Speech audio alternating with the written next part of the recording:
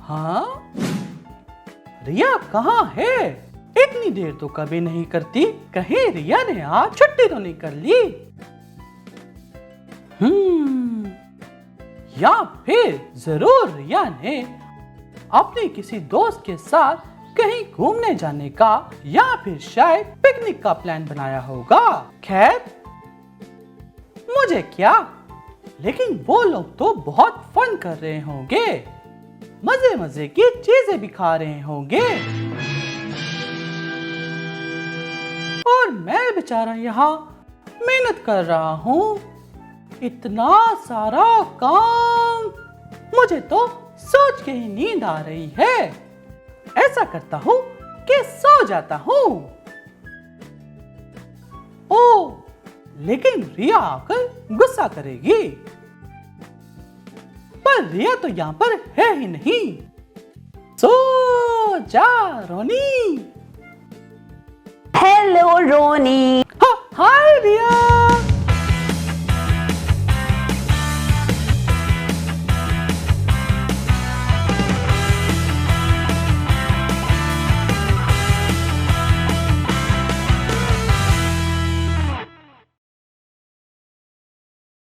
मुझे तो लगा आप आज आएंगी नहीं।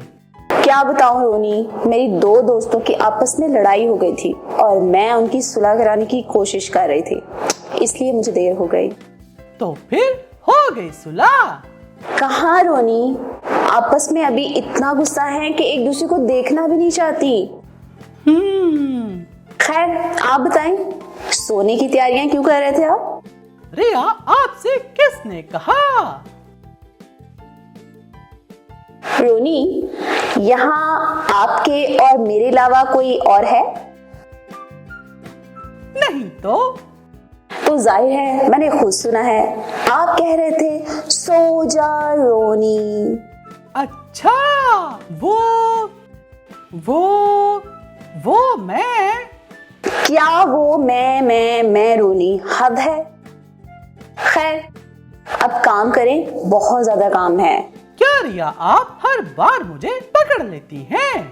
जी रोनी, क्योंकि मैं बहुत स्मार्ट हूँ।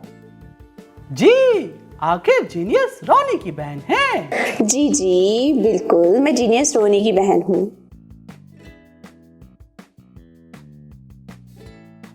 रिया, मैं कुछ पूछूं आपसे?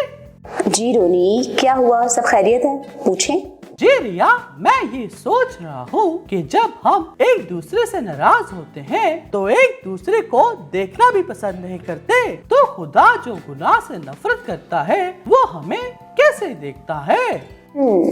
रोनी, खुदा हर इंसान को आदम में, यानी आदम के गुनाहगार खानदान में देखता है, और जब हम मसीह को कबूल कर लेते हैं तो वो हमें मसीह के खानदान में देखता है, जैसा कि पहला करंथियों पहले बाब की 30वीं आयत में मरकूम है। लेकिन तुम उसकी तरफ से मसीह यीशु में हो। आमीन। मतलब जब मैं आदम के खानदान में था तो खुदा मुझे कबूल नहीं कर सकता था, मगर यीशु को कबूल करने के बाद खुदा ने मुझे मसीह में शामिल कर लिया। बिल्कुल ठीक कहा रोनी आपने, क्योंकि खुदा हमारे गुनाहों को भुलाकर हमें नया मुकाम देता है, और खुदा को चीजों को नया बनाना पसंद है, जैसा कि दूसरा करंथियों 5वें बाब की 17वीं आयत में मरकूम है। तो रोनी, क्या आप मेरे लिए इस आयत को पढ़ेंगे? जी रिया, इसलिए अगर कोई मसीह में है तो वो नया मखलूक है, पुरानी चीजें जाती रही, देखो वो नई हो गई। आमीन। आमीन। और रोनी, हर ईमानदार की जिंदगी में सबसे कीमती बात मसीह में शामिल होना ही है। और रोनी, क्या मैं आपको एक और इंटरेस्टिंग सी बात बताऊं? जी जी रिया, जरूर। रोनी, जब हम नए अहदनामे को देखते हैं तो उसने 130 मर्तबा से भी ज्यादा इन अल्फाज को देखते हैं, मसीह में या उसमें। और रोनी, क्या आप मुझे बताएंगे कि ऐसा क्यों है? जी रिया, क्योंकि खुदा चाहता है कि हर एक शख्स जाने कि वो मसीह में है। वेल डन रोनी।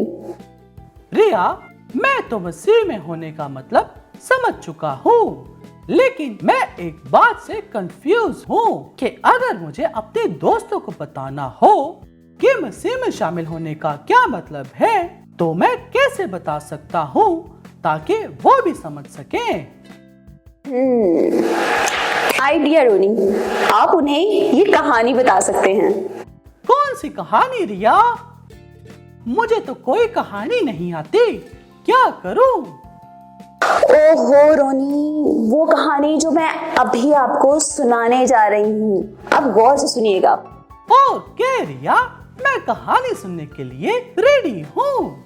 रोनी, ये कहानी एक खूबसूरत लड़की की है जो दूर दराज एक मुल्क में अपने गरीब खानदान के साथ रहती थी और उसे अपना मुस्तकबिल तारीक दिखाई देता था।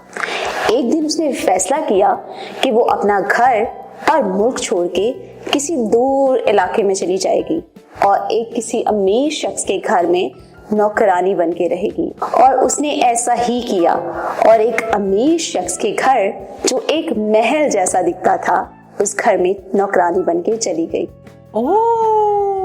और रोनी, उस अमीर शख्स का एक प्यारा बेटा था जिसे उस नौकरानी से मोहब्बत हो गई और उसने अपने बाप से कहा कि वो उस लड़की से शादी करना चाहता है। और उस अमीर शख्स ने, जो एक मेहरबान शख्स था, उसकी अपने बेटे से शादी करवा दी और उस अमीर खानदान ने उसे कबूल कर लिया। अरे वाह, हैप्पी एंडिंग। लेकिन रिया, इससे ये कैसे पता चलेगा कि हम मसीह में कैसे शामिल किए गए? बताती हूँ रोनी, बल्कि मैं क्यों, आप बताएं कि उस गरीब लड़की को इतने अमीर खानदान में कैसे कबूल कर लिया गया? क्योंकि वो गरीब लड़की उस अमीर शख्स के प्यारे बेटे की बीवी बन गई थी। शाबाश रोनी, तो कुछ समझे आप? क्योंकि वो गरीब लड़की प्यारे बेटे में कबूल की गई। बिल्कुल ऐसे ही हम भी मसीह को कबूल करके उसमें कबूल किए गए। यस। वाह, या ये तो कमाल की कहानी है। अब तो मेरे दोस्त आसानी से समझ पाएंगे कि मसीह में होना और कबूल किए जाना क्या है। थैंक यू सो मच रिया। मुझे खुशी है रोनी कि आपने कैसे मेरी दोस्तों की लड़ाई से हमें इतनी जबरदस्त बात सीखने का मौका दिया। क्यों, है ना दोस्तों? Thank you so much Roni. You're most welcome Riya. बस आप जानती ही हैं कि मैं हूँ ही इंटेलिजेंट। रोनी, इंटेलिजेंट का तो नहीं पता, लेकिन आप चालाक बहुत हैं। क्या?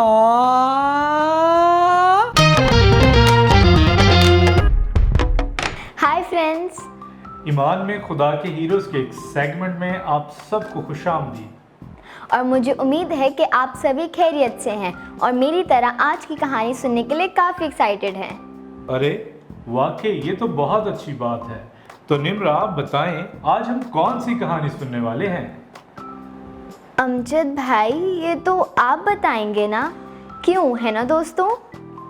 अच्छा, ऐसी बात है तो फिर 1 मिनट रुकें। निम्रा, इनमें से एक चूज करें।